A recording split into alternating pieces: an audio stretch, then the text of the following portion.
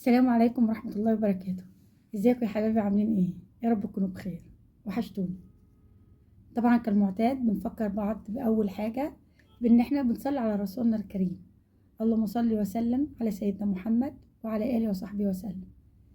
تاني حاجة بنفكر بعض ان احنا بندعي لأهلنا واخواتنا وولادنا في فلسطين، ربنا ينصرهم، ربنا يكبر بخاطرهم، ربنا يقف معاهم دايما، وان شاء الله خير. في الفيديو بتاعنا بقى النهارده جايين نتكلم عن صفة كده هوت موجودة فينا، اللي هي صفة القلق. صفة القلق دي صفة سيئة جدا. الصفة ديت مش بتاكل بس في نفسيتنا وفي أعصابنا، لا بتاكل فينا كلنا، بتاكل في كل حاجة فينا.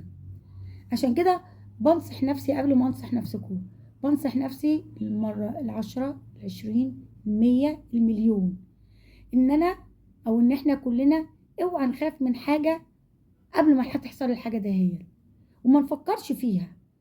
وليه؟ لان هي اساسا لسه ما حصلتش. كل امورنا في ايد ربنا، في علم ربنا، وان احنا لازم نتفائل بالخير. لان دايما نقول لبعض تفائلوا بالخير تجدوه. وان ربنا دايما يقول لنا انا عند حسن ظن عبدي بي. يعني ما معناه ما دام الحاجه ما حصلتش، فاحنا مش لازم نقعد نفكر ونعمل حوارات ونعمل سيناريو وهيحصل وهنقول وهنعمل والكلام ده كله. علينا ان احنا نتوكل على ربنا دايما في كل امورنا، لان لو ربنا عايز ان البلاء ده هينزل علينا هينزل علينا، بس ربنا برضه هو بينزل علينا البلاء، بينزل علينا اللطف. فلو فضلنا نفكر في الكوارث او في البلاء قبل حدوثها، فاحنا كده كده استهلكنا جسديا نفسيا وهكذا. وما تنسوش انا قلت قبل كده الا النفسيه. فاحنا لازم نكون على طول واثقين في ربنا سبحانه وتعالى، ان ربنا سبحانه وتعالى نتوكل عليه وليس نتوكل عليه. لان ربنا سبحانه وتعالى قيوم لا ينام، وان احنا علينا ان احنا دايما نتفائل بالخير ونستبشر بالخير. فهناخد مثلا زي ستنا مريم بنت عمران. هنلاقي ان هي مرت بموقف صعب جدا، وبالرغم من كده ربنا قال لها ايه؟ فكلي واشربي وقري عين.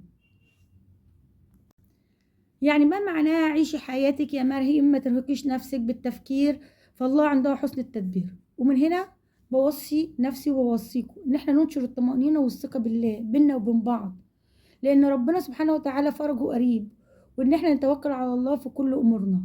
وفي السماء رزقكم وما توعدون. صدق الله العظيم طبعا.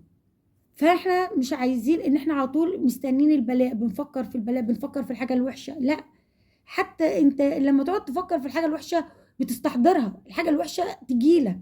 لكن لما تتفائل بالخير، لما تعمل اللي عليك وترمي توكلك على ربنا، لما تبقى عارف الصح بتعمله بعيد عن الغلط، بعيد عن الحرام، وبتمشي في الحلال والحاجات دي كلها، ربنا سبحانه وتعالى تلاقي ان ده ربنا لطيف بينا، تلاقي دايما ربنا يبعت لنا الخير، يبعد عننا البلاء وهكذا. دي دردشة كده سريعة معاكم، اتمنى يا رب ان هي تكونوا عجبتكم. وبوصيكوا تاني، إلا النفسية. النفسية دي حاجة مهمة جدا. طول ما نفسيتنا مرتاحة وضميرنا مرتاح بنقدر نكمل ونخوض في حاجات كتيرة. طول ما احنا راضيين ربنا، طول ما احنا عارفين الصح من الغلط والحلال من الحرام، فإن شاء الله ربنا معانا، ونرمي توكلنا على ربنا. أتمنى إن يكون الفيديو بتاعي عجبكم النهاردة، وهستنى تعليقاتكم، وهستنى اشتراككم لو انتوا لسه ما اشتركتوش في القناة. وانا متشكرة جدا بجد لكل واحد بيبعت لي تعليق. التعليق ده هو بيشجعني اكتر. شكرا يا حبايبي، سلام عليكم.